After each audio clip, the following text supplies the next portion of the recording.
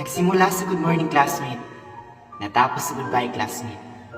Sa halos 10 buwan nating pagsasama, marami tayong manaiwang masasayang alaala.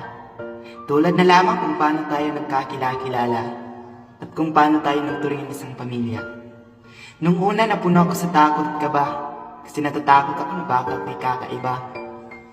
Lalo pat wala pa akong kakilala. Pero sa pagdaan ng ilang araw, unti-unti kong natatanaw na ang tayo ay nagkakaisa at naging isang pamilya. Classmate, salamat. Sa bawat tawa, sa bawat kopya, sa bawat bully, at sa bawat alala na ngayon ay natapos na. Sa silid nating malapalingki sa ingay, sa bawat recitation na madalas sablay, sa bawat pintuhan na punong-puno ng kalukuhan, at sa bawat dramahan na puno ng yakapan at iyakan, ay nabuo ang ating samahan na malabo kong makalimutan.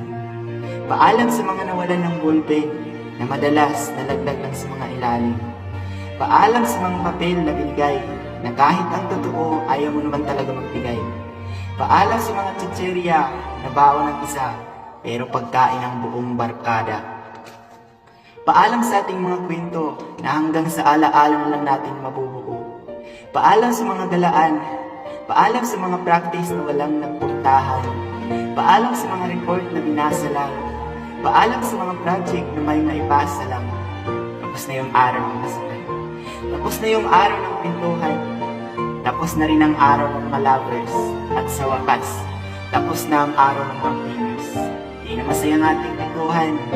Dahil di na tayo buo. Malungkot man pero kailangan maging masaya. Dahil hinaya natin isama-sama. Paalam rin sa aming mga mahal na guro. Salamat sa inyong mga tinuro. Paalam sa isang taon nating samahan na sa mga alaala na lang natin mababalikan. Hanggang sa muli nating pagsasama, mga mahal kong classmate.